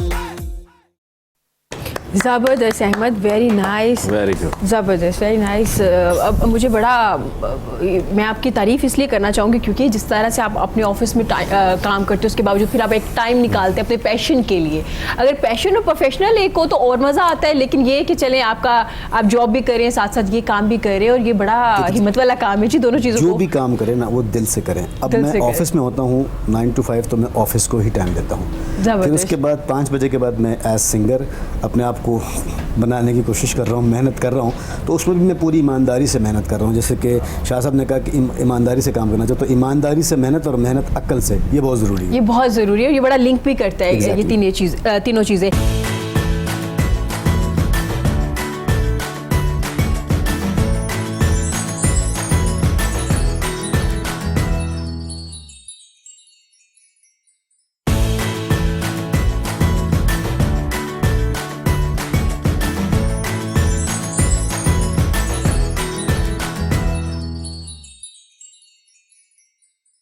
तो सर से बात करेंगे। सर बच्चों की अगर बात करें, क्योंकि आज हम बुक्स के बारे में बात करें, तो क्या बुक्स पढ़ने से हमारे बच्चों में बर्दाश्त पैदा होगी, ठहराव आएगा? क्योंकि आप देखते हैं कि बच्चों में अदम बर्दाश्त नहीं है, ठहराव नहीं है। क्या उसकी एक रीज़न, क्योंकि और भी बहुत सी वजूहात हो सकती हैं, क्या एक रीज़न ये भी है बुक्स ना पढ़ना? हाँ जी, इसमें ये है कि सबसे पहले जो जिस तरह पेरेंट्स और टीचर की मैंने बात की कि दोनों इसमें अपना रोल अदा करते हैं, तो पेरेंट्स को तो चाहिए कि उनके लिए बुक्स अवेल करें। ठीक है। जो टीचर है उसको चाहिए कि टीचर अपनी कोई ना कोई बुक जो है बच्चे को वो रिकमेंड करे कि आप पढ़ें। हाँ जी। तो किताब पढ़ने से बच्चों के रवैये में बड़ा फ़र्क आता है। तो जब तक आप बच्चों में अवेयरनेस नहीं पैदा करेंगे जी। अच्छा, दूसरी बात एक बात ये है कि अपने आप पे इम्प्लीमेंट करें। सबसे पहली बात है कि आपको किताब पढ़नी पड़ेगी। अगर आप पेरेंट्स हैं तो बच्चा आपको पिक कर रहा होता है। आपने देखा ना, छोटा 3-4 साल का बच्चा जो आप काम करते हैं वही करता है। आपने एक वीडियो देखी होगी, वो भी वायरल हुई है कि एक बाप है तो वो मोबाइल ऐसे देख रहा है, बच्चा उसके पीछे आ जाता है, फिर वो साइड पे होता है, फिर उसके पीछे आ जाता है। मतलब बच्चे आपको बात कह रहे होते हैं। जब आपके हाथ में किताब होगी और 24 घंटे आप रात दिन अगर आप ऑफिस से फारिग होके आते हैं, या हमारी ख़वातीन है वो अपनी हाउस जॉब से या अपनी प्रोफेशनल जॉब से फारिग होगी, थोड़ा टाइम आप एक किताब पढ़ेंगी तो वो बच्चा वो देखेगा कि माँ मेरी किताब पढ़ रही है, मेरा बाप किताब पढ़ रहा है, वो किताब की तरफ मुतवज्जो होगा। अब ये कि हम खुद तो करें ना, खुद तो पढ़े ना, और बच्चे पे हम ये कहें कि जी वो किताब पढ़े, ये मुमकिन नहीं है। दूसरी बात ये है कि टेंशन की वही बात है कि टीचर का रोल ये है कि वो असाइनमेंट की सूरत में जब बच्चा स्कूल जाने लगे तो उसको एक ऐसी असाइनमेंट दे ताकि वो टेक्स्ट बुक से हट के और जो उसकी रटा सिस्टम की या निसाबी किताबें हैं उनसे हट के वो किताब पढ़ेगा तो इंशाल्लाह बच्चों के अंदर वो एक शौक़ भी पैदा होगा। और ज़ाहिर जी किताब पढ़ने से आपके अंदर शऊर पैदा होता है, और शऊर जब पैदा होता है तो आपके सारे जो है जाहिलाना रसूमात या जाहिलाना आपके तख़य्युलात जो है वो ख़त्म हो जाते हैं। अब एक बड़ी खूबसूरत बात मुझे याद आई है, इशफाक अहमद साहब ने बात की है कि ये जो लोग बैठते हैं, चाहे मेल हैं चाहे फीमेल हैं, ये आपस में चुगलियाँ क्यों करते हैं? लफ्ज़ है ना पंजाबी का, चुगलियाँ करते हैं। तो उन्होंने जवाब में ये कहा कि चुगलियाँ इसलिए करते हैं कि उनके नॉलेज में कुछ होता नहीं, कोई डेस्क, क्योंकि बीइंग ह्यूमन बीइंग हमने कुछ ना कोई बात करनी है। मर्द बैठे हैं और कुछ नहीं तो सियासत को छेड़ देना है, ख़वातीन बैठी हैं तो मेकअप को छेड़ देना है या और किसी को डिस्कस कर देना तो इसी तरह मतलब अगर नॉलेज में किताब होगी, इल्म होगा तो वो इंटेलेक्चुअली बात करेंगे। अब आप देखें कि जब एमफिल लोग बैठते हैं, पीएचडी स्कॉलर बैठते हैं, तो वो अपने उस रिसर्च की बात करते हैं, वो अपने इंस्टीट्यूशन की बात करते हैं, वो अपने स्टूडेंट्स की बात करते हैं। तो जब आपने किताब पढ़ी होगी, एक और बड़ी बात है कि नबी करीम सल्लल्लाहु अलैहि वसल्लम की हदीस मुबारक है कि जब भी आप कोई अच्छी बात सुने, देखिए 3 चीज़ें सदका जारिया। एक तो जी है कि आपकी औलाद है, मुश्किल काम है, अल्लाह ताला औलाद आपको देता है, पढ़ेगी, उस पर आप खर्चा करोगे, फिर जाके कहीं सदका जारिया बनेगी। बिल्कुल। दूसरा काम है कि आप जेब से किसी गरीब की बेटी की शादी कराते हो, कोई मदरसा बनवाते हो, स्कूल बनाते हो, ये भी हमें मुश्किल लगता है, पैसे लगाने। तीसरा इंतहाई आसान काम है, आज मैं आपके चैनल की तवज्जो से बता रहा हूँ और प्यारे हबीब की हदीस मुबारक है, वो ये है कि वो नॉलेज, वो इल्म, वो अच्छी बात आप जब सुन के दूसरों तक शेयर करते हैं जी, आप इस दुनिया में नहीं होते, वो सारी ज़िंदगी जो है वो आपकी जो नॉलेज है वो शेयर होता रहता है। इसी तरह आप देखें व्हाट्सएप मैसेज है, कई दफ़ा गुड मॉर्निंग के मैसेज आते हैं, कई दफ़ा को गलत मैसेज आने शुरू हो जाते हैं। तो इसमें भी मैं ये ज़रूर गाइड करूँगा अपने दोस्त साहब को कि आप हमेशा अच्छी बात शेयर करें, क्योंकि अच्छी बात जहाँ तक शेयर होगी आपको उसका सवाब मिलेगा, वो सदका जारिया बनेगी। लेकिन बुराई की कोई चीज़ आप चाहे मजाक की है, किसी पे तंज़ी कर रहे हैं, तो वो जो है उसका तासुर बड़ा जी। जैसे सर कह रहे हैं कि अच्छी बात को, अच्छी चीज़ों को शेयर कीजिए। हज़रत अली को कॉल है, बहुत सी हदीस हैं, आप उनको शेयर कर सकते हैं, वो भी ऑथेंटिक, वो मेक इट श्योर कि जो चीज़ आप शेयर कर रहे हैं उसका देख लीजिए कि वो ठीक भी है या नहीं। ये वो वाले मैसेज आपने शेयर नहीं करने, कितने लोगों को शेयर करें, सुबह उठेंगे तो आपको खुशखबरी मिलेगी। ये एक इतना ट्रेंड स्टार्ट हो गया था मैडम। और मैं ये गुजारिश करूँगा कि अब ये है कि लोगों ने व्हाट्सएप ग्रुप बनाने शुरू कर दिए। हाँ जी। अच्छा, बात ये कि यार उस बंदे से पूछे तो सही कि वो आपके ग्रुप में ऐड होना चाहिए था। मोरालिटी ये है कि पहले आप उससे फ़ोन करो कि भाई मैं फ़लाँ व्हाट्सएप ग्रुप बना रहा हूँ, और फ़र्ज़ किया मैंने लाइब्रेरियन का ग्रुप बनाया हो, और आप बिलीव करें मैं कई दफ़ा कहता हूँ कि जी ओनली रेलिवेंट जो पोस्ट है लाइब्रेरियनशिप के बारे में उसकी वही खबर शेयर होती की जाए, लेकिन नहीं उसमें गुड मॉर्निंग आते हैं, वो कई दफ़ा उनको कहते हैं, फिर मुझे रिमूव करना पड़ता है, फ़ोन करके बताते। तो ये ध्यान करें, कोई भी करे, अगर आप इस्लामी कोई करना चाहते हैं आप अपना व्हाट्सएप ग्रुप बना लें इस्लाम पे, हमें कोई उस पर एतराज़ नहीं है। तो ये होता है कि उसमें कम से कम 200-300 बंदा होता है, तो वो हर बंदा उसी वक्त उठा के देखता है कि शायद कोई और इमरजेंसी। सर उसकी वजह से इतनी ज्यादा पोस्ट आ जाती है तो आपकी जो रेलिवेंट होती है चीजें वो भी इग्नोर होना शुरू और हो एक जाती और ये है कि आपका स्मार्टफोन जो है वो हैंग हो जाता है, फिर आप एक दिन लगाएं उसको डिलीट करते रहें। तो मतलब ये लोगों के लिए आसानियां पैदा करें। लोग जो सर के ग्रुप में ऐड है ना वो गौर से सुन लीजिए, ये सारी चीजें आपको इनडायरेक्टली बताई जा रही हैं कि जो आप एक्स्ट्रा चीजें सेंड करते हैं वो आपने बिल्कुल नहीं तो सेंड करनी। इसीलिए मतलब जिस तरह आपका मीडिया का ग्रुप लाजमी होगा व्हाट्सएप ग्रुप, और मुझे तो अल्हम्दुलिल्लाह इस्लामाबाद पिंडी रहा हूँ तो मुझे इतना प्यार दिया ये मीडिया के लोगों ने कि साज टीवी के साथ काम किया मैंने, तो इसी तरह हम वहाँ अपने एक्सपीरियंस शेयर करते रहे, तो उसमें भी हमें ऐड किया हुआ है, लेकिन मैंने कभी भी कोई ऐसी उसमें चीज़ नहीं डाली जो रेलेवेंट नहीं थी। तो ये चीज़ों इसी तरह आप देखें जो हमारा ग्रुप है फेसबुक हम यहाँ से जा रहे हैं जी, लाहौर से हम जी पिंडी जा रहे हैं, और भाई लोगों को बताने की क्या ज़रूरत है, आपकी अपनी पर्सनल चीज़ है। आप लोगों को बता रहे हैं कि आज मैं घर नहीं हूँ, अब मेरे घर सर आपका भी ग्रुप है सियासतदानों का? सब सियासतदानों को सच कोई ग्रुप नहीं है। सियासतदान तो मसला ये है कि एक दूसरे की ग्रुप में रहते भी नहीं है। रहते भी नहीं है सर वो एक ग्रुप में रहते भी नहीं है। नहीं रहना चाहिए, ग्रुप में तो एक में ही रहना चाहिए। सर ये तो आपकी अच्छाई है कि आप कह रहे हैं कि रहना चाहिए लेकिन नहीं रहते। जिसके साथ आपकी वो एक है उसके साथ ही खड़ा हो, वो इसमें खूबसूरती है। वैसे तो ये तो बहुत अच्छी बात है सर। नहीं जी, फ्लेक्सिबिलिटी होनी चाहिए कि जहां आप अच्छाई देखें अच्छे लोगों के साथ खड़े हो, अच्छे लोगों के साथ इस्लाहात आपके दीन में हुई हैं जो अच्छी बात करते हैं, उसमें इस्लाम में भी काफी चेंजिंग हुई है। सही हो गया सर। एक हमारे यहाँ क्योंकि हम बुक्स की बात कर रहे हैं, थोड़ा ब्लेम किया जाता है इंटरनेट को। हम कहते हैं जी इंटरनेट, सोशल मीडिया, इंटरनेट की वजह से लोग जो है, बच्चे जो है बुक से दूर हो गए हैं, वो पढ़ते ही नहीं है, कोई भी बुक्स, निसाब की हो या दूसरी हो, फैमिली को टाइम नहीं देते। आपको लगता है क्या ये एक रीज़न है? इस किस्म की सूरत हाल बन रही है। वैसे तो बच्चों को देखें ना, जैसे मलिक साहब ने कहा है कि बच्चों की तरबियत आप इस तरह से करेंगे कि उन्हें अच्छा इंसान बनाएं। उनको अगर फ़कत एक आपका कोई बुज़ुर्ग या आपके कोई दोस्त या आपके कोई अजीज़ आए हुए हैं आपके पास, तो बच्चा अगर फ़ोन पे ही बिज़ी है, वो दूसरों की तरफ तवज्जो नहीं दे रहा, तो ये भी मेरा ख्याल है तहजीब से हट के बात है। ये हमें मतलब, और किताबों के हवाले से जो किताब की अहमियत है, जैसे मलिक साहब ने पहले भी कहा है, वो नेट पे आप वो पढ़ के वो चीज़ हासिल नहीं कर सकते जो आप किताब से हासिल करेंगे। इस तरह किताबों का पढ़ना और बच्चों को किताबों की तरफ उनकी रग़बत दिलवाएं। फ़ोन भी ज़ाहिर है अब तो ज़रूरत बन गई है। अब ये बंदा कहे कि वो बच्चों को बिल्कुल आप दें ही ना, या ऐसा तो मेरा ख्याल है मुमकिन भी नहीं है सर, ज़रूरत भी है। अब ज़माने की जो दौड़ है उसमें बिल्कुल आप ऐसे कर दो पीछे रह जाएं वो जी। वो मैं समझता हूँ कि बच्चों को थोड़ा सा, अगर आप एक जो बच्चा है 15, 16, 17, 18 साल का, उस पर आपकी अगर नज़र नहीं है, उसको आप पूरा लुक आफ्टर नहीं कर रहे, तो जाहिर है फिर वो अपनी मर्ज़ी करेगा, तो फिर उसकी अभी अकल या वो इतनी पुख्ता नहीं है कि वो फैसले ठीक कर सके।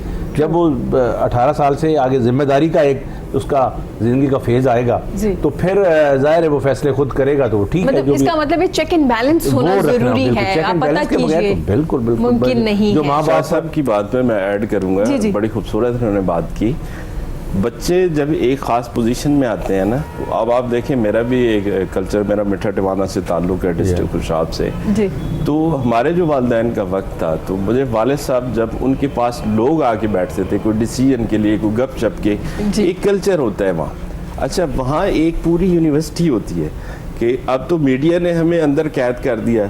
जब हमारे पास केबल आई, उसके बाद हम अंदर बैठ गए, एक हमारी बैठक है, कोई अंदर ना आए जी मैं देख रहा हूँ, ठीक है, हर बंदा अपनी बैठक। अदरवाइज जो ये कल्चर था, ये शाह साहब इसको बड़ा खूबी जानते हैं कि एक बैठक में, एक दायरे पे पूरा मोहल्ला इकट्ठा होता था। अच्छा वो सबको इजाजत होती थी यार गपशप करो, शेयर करो, कोई भी बात है, कोई भी आपस में मशवरे दो, जो भी बात करो। अच्छा वहां से इंफॉर्मेशन मिलती थी। अच्छा दो तरह का नॉलेज होता है, एक एसिड नॉलेज होता है, एक टेस्टेड नॉलेज होता है। जो एसिड नॉलेज होता है वो आप अपनी किताबों से और उससे हासिल करते हैं। जो टेस्टेड नॉलेज होता है वो इस तरह की गुफ्तगू से आप करते हैं कि आपने पढ़ा नहीं, आपने वक्त, जिस तरह हमारे काज़िम लाइब्रेरी में आते हैं लोग, तो वो क्या करते हैं, अच्छे स्टूडेंट को ढूंढते हैं, यार इन्होंने काफ़ी आर्टिकल पढ़ रहे होंगे, उनसे गपशप करके वो सारी चीज़ें अंदर से निकाल लेते जी। तो इसी तरह वहाँ जो एक बुजुर्गों की हमारी तरबियत, आप MA कर लें, मैं उसको कहता हूँ वो MA नहीं, वो MA ही है। जितने तक आप बड़ों की महफिल में नहीं बैठेंगे, आप नानी नाना दादी दादी, आज बात होती है गूगल की, मैं कहता हूँ सबसे बड़ी जो गूगल थी वो नानी और नाना और दादी और दादा थे, और जो उनकी गोद से आपको इन्फॉर्मेशन मिलती थी। आज मैं जो कुछ बैठा हूँ मैं अपने वालिद साहब की वजह से, और जो उन्होंने कॉन्फिडेंस दिया था, जब उन्होंने मुझे कहना कि कोई मेहमान आते थे, बेटा पानी आपने लाना है, चाय आपने लानी, लेकिन दे के उसके बाद खामोशी से बैठ जाना है, बात नहीं करनी, हमें ऑब्जर्व करना है, हमारी बातों को सुनना है। और पेरेंट्स पहले, और अल्लाह का शुक्र है ये जो कॉन्फिडेंस है, ये जो चीज़ें हैं यहाँ तक पहुँचे हैं, ये मेहनत अपनी जगह पे, लेकिन जो माँ बाप का आपके साथ सारी चीजें आप पढ़ लें, किताब में पढ़ लें, शऊर भी आ जाएगा, लेकिन माँ बाप और बहन भाई दादा दादी की जब आपने इज्जत नहीं की, उनसे दुआएं लेके घर से नहीं निकले, आप जिंदगी में कभी तवज्जो ना दें तो इस तरह से पॉसिबल ही। मैं यही लाहौर में ही पढ़ता रहा हूँ जी, BA मैंने मैट्रिक भी यहाँ से किया है, BA भी यहीं से FC कॉलेज से किया मैंने, यहाँ स्कूल में। मेरे फादर मुस्तकिल तौर, हमारा घर था यहाँ गार्डन टाउन में, तो वो यहाँ आते थे, तो वो ये नहीं है कि वो मतलब हफ्ते 10 दिन बाद वो चक्कर लगाते थे जी। तो वो आके हमारे टीचर से पूछना, अच्छा आके खुद चेक करना, ये क्या, मेरे फादर वैसे उन्होंने BA किया हुआ था उस ज़माने में, तो वो मतलब माँ बाप अगर, पेरेंट्स अगर नहीं अपने बच्चों को चेक करेंगे, उनका ख्याल नहीं रखेंगे, उनकी एक्टिविटीज़ को वो नहीं मॉनिटर करेंगे, तो किस तरह से वो उनको पता चलेगा मेरा बच्चा क्या कर रहा है? नहीं कर पाएंगे अपने बच्चों की, स्कूल पे सारी जिम्मेदारी नहीं छोड़ सकते आप कि हम बच्चे स्कूल भेज रहे हैं, बहुत ज्यादा फी पे कर रहे हैं, तो हमारे बच्चे कोई अच्छे इंसान बन जाएंगे। ये होता है कि जब अब हमारे यहाँ कोई मेहमान आता है, हम बच्चों को कहते हैं जो उस कमरे में चले जाओ, यहाँ से उठ जाओ, नहीं ऐसे ना करें। उनके अंदर कॉन्फिडेंस तभी पैदा होगा, उनको बिठाएं और उनको बताएं, इनको सलाम करें, इनको बैठें, इनसे ये आपके रिश्तेदार हैं, ये फलां है, ये फलां। तो यही बच्चे के अंदर जो आप स्टार्ट से कॉन्फिडेंस दें। अब देखिए नॉलेज होता है, अब उससे बंदे से बोला नहीं जाता, हाँ जी, उसके अंदर कॉन्फिडेंस नहीं होता। नॉलेज के बाद दूसरी सीढ़ी इल्म की है, वो आपका कॉन्फिडेंस है। जब आप अपनी सलाहियत को कहीं एक्सप्लेन नहीं कर सकते तो आपका नॉलेज फेल है। अब माशाल्लाह आज बैठी हैं, मुझे खुशी हो रही है कि पहला प्रोग्राम मैंने आपके, हाँ जी बिल्कुल हमने स्टार्ट किया है, मैं भी आपके बानियों में हूँ जी, बिल्कुल सर। तो मुझे खुशी हो रही है कि उस दिन इरम कैसे बोल रही थी और आज माशाल्लाह हमसे भी अच्छा बोल रही है।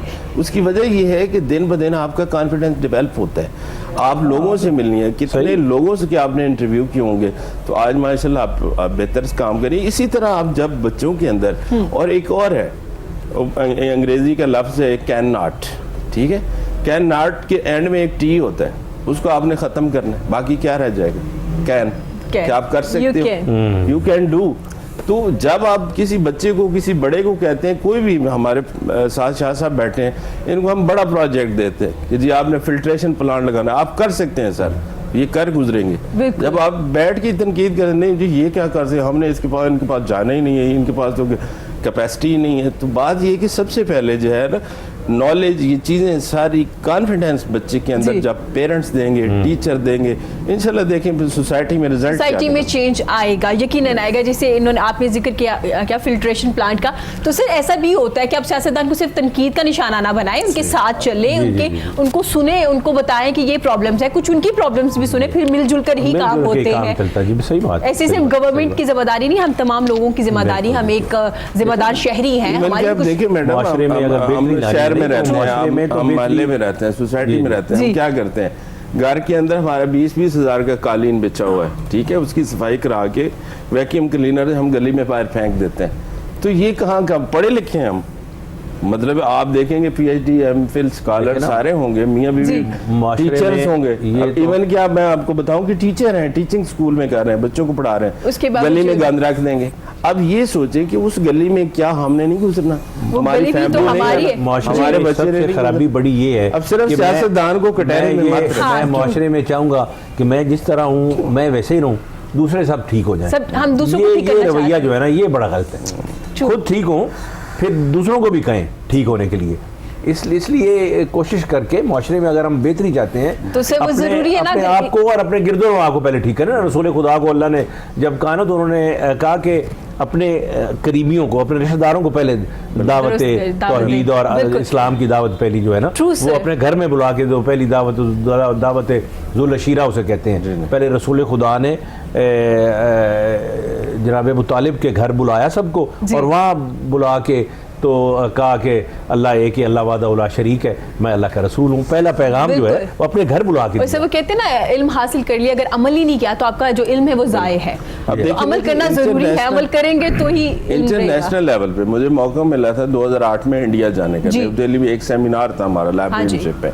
आप बिलीव करें कि वहाँ जो लाइब्रेरी असिस्टेंट थे ना 9वें 10वें ग्रेड के लोग, तो MPhil PhD थे। और मुझे अपना इंट्रोडक्शन, उस वक्त मैं मास्टर था लाइब्रेरी साइंस में, मुझे शर्म आती थी कि मैं क्या बताऊं। दुनिया के 80s ममालिक के लाइब्रेरियन वहाँ इकट्ठे हुए। तो ये है कि इंडिया का जो ज़ाहिर है इदारे वहाँ अच्छे रहे, कुछ तकसीम हमारे साथ ऐसी ज़्यादती हुई जिस वजह से इदारे भी अच्छे रहे। लेकिन अल्हम्दुलिल्लाह अब जो कल्चर पाकिस्तान में बना है, जो इमरान खान साहब का विजन है, सबसे बड़ी बात है कि उनके अंदर है कि जी लाइब्रेरियों को प्रमोट करना। तालीम के लिए उन्होंने बड़ी कोशिश की है, तालीम को आम किया जाए, लोगों तक अवेयरनेस। बिल्कुल सर, प्रोग्राम का वक्त कम है तो मैं आप सबसे एक एक मैसेज भी लूंगी। उससे पहले मैं अहमद से पूछना चाहूँगी, अहमद हम इंटरनेट की बात कर रहे थे, तो आप इंटरनेट पे आपके पेजेस वगैरह हैं, आप प्रमोट कर रहे हैं अपने गानों को? जी हाँ, मैंने यूट्यूब चैनल भी बनाया है और उसमें ये कि वीडियोस वगैरह डाल रहा हूँ। चूँकि अभी बिल्कुल न्यू हूँ तो इसलिए ज़्यादा सब्सक्राइबर नहीं है, लेकिन इंशाल्लाह ताला आने वाले इंशाल्लाह हो जाएंगे। अभी आप बता के जा रहे हैं ना कि यूट्यूब चैनल भी है तो ज़रूर हो जाएंगे। तो आप सोशल मीडिया काफ़ी अहम किरदार अदा कर रहा है अपने सिंगर्स को, नए टैलेंट को प्रमोट करने के लिए, ऐसे ही है? जी बिल्कुल ऐसे ही है। ज़ाहिर इंटरनेट एक अच्छा जरिया है अपने आप को प्रमोट करने का। सर आप कोई मैसेज देना चाहेंगे? मैं ये गुजारिश करूँगा कि ये दुनिया बड़ी आर्जी है जी, यहाँ हमेशा ना कोई रहा है ना कोई रहेगा। यहाँ इस तरह से रहें कि अगर आप जाएं वो एक क्या एक पंजाबी का बुल्ले शाह का या किसी का है कि दुनिया उत्ते ए जया रख बैन खलोन ये मिले ते हसन लोकी ना मिले ते रोन। अगर आप अपने रवैये को, अपने आप को इस तरह, और ये यकीन रखें जो मुसलमान है और जो मुसलमान नहीं, बाकी मज़ाहिब भी, कोई क्रिश्चियन है, कोई बाकी सारे मज़ाहिब, सबका ये यकीन है कि इस ज़िंदगी के बाद की ज़िंदगी जो हमेशा रहने वाली है, हमेशा उसको भी ठीक करें। इस ज़िंदगी में इस वक्त ये ना करें कि इस ज़िंदगी में रहना है तो बस ये काफ़ी है, ये काफ़ी नहीं है। जो मुसलमान है या जो कोई बिलीवर है उसका ये यकीन होना चाहिए कि ज़िंदगी के बाद वाली ज़िंदगी जो है उसको अगर आप ध्यान नहीं रखेंगे आपकी ये ज़िंदगी भी ख़राब हो जाएगी, ये ज़िंदगी भी ख़राब हो जाएगी, ठीक नहीं होगी। इसलिए आखिरत का भी यकीन रख के उस पर भी जो आपको आपके दीन ने, आपके इस्लाम ने, आपके मज़हब ने बताया है उसके मुताबिक वो भी ज़िंदगी गुजारें। ये ज़िंदगी भी आपकी बेहतर होगी, आपकी आखिरत भी बेहतर होगी। इंशाल्लाह। सर आप क्या मैसेज देना चाहिए? मेरा मैसेज ये है जी कि मैंने आर्टिकल लिखा था, साफ़त ने छापा था कि माशरे के कामयाब और नाकाम अफराद जी, उसमें मैंने ये रिसर्च की थी कि जो कामयाब लोग होते हैं वो हमेशा दूसरों की तारीफ़ करते हैं और जो नाकाम लोग होते हैं ना वो दूसरों की खामी और टो में लगे रहते हैं। और दूसरी बात ये है कि आप कामयाबी का सफ़र इतनी तेज़ी से करें जी कि जो माशरे के लोग आपकी टांग पकड़ना चाहते हैं वो आइसोलेट हो जाएं और बग़ैर किसी झिझक के अपनी डायरेक्शन में रहे। अगर आप उस नाकाम बंदे की बातों का जवाब देते रहें, उसके साथ लड़ाई करेंगे, आप अपना टाइम वेस्ट करेंगे जी। तो कायदे आज़म के 3 असूल के साथ मैं मैसेज देना चाह रहा हूँ कि ईमान, तंजीम और यकीन मौका। बिल्कुल ठीक है। उसमें अगर जब आप ये असूल लेके चलेंगे, और ये असूल कायदे आज़म ने अपनी तरफ से नहीं, ये कुरान पाक से लिए। अब देखिए ना, ईमान है कि अल्लाह पे ईमान, फरिश्तों पे ईमान, किताबों पे ईमान जो अल्लाह की तरफ से नाजिल हुई। इसी तरह तंजीम है कि आपने अल्लाह ने एक सिस्टम बनाया, सूरज वक्त पे तलू होता है, रात और दिन का आना, मौसम का आना, ये अल्लाह ताला का निज़ाम है, तंजीम है। और इसके अलावा जो है आपकी दयानतदारी है, आप वक्त पे आए, वक्त पे दफ्तर आए। आप जब खुद दफ्तर वक्त पे आएंगे आपका पूरा स्टाफ आएगा, स्टाफ भी आएगा। अपने बहुत शुक्रिया स्टाफ के जनाब। साथ प्यार मोहब्बत करें और प्यार मोहब्बत के रिश्ते जोड़े और इंशाल्लाह ताला आपको कभी परेशानी नहीं। बिल्कुल इंशाल्लाह। बहुत शुक्रिया जनाब आपका, अपना एक्सपीरियंस हमारे साथ शेयर किया। सर आपका बहुत शुक्रिया, बहुत अच्छा लगा आज आपसे मिल के और आपसे बातें करके, स्पेशली ये सुन के कि आपने एक ज़बरदस्त इखलाकियात पे किताब लिखी है। अहमद बहुत शुक्रिया आपका और बेस्ट ऑफ लक। जो आपके नए प्रोजेक्ट्स हैं, नए गाने हैं, उनके लिए बेस्ट ऑफ लक जनाब। और प्रोग्राम के एंड पे हम आपसे गाना भी सुनेंगे। इसी के साथ मुझे इजाज़त दीजिए, खुश रहिए, अपना और अपने प्यारों का बहुत ज़्यादा ख्याल रखिए। अल्लाह हाफ़िज़।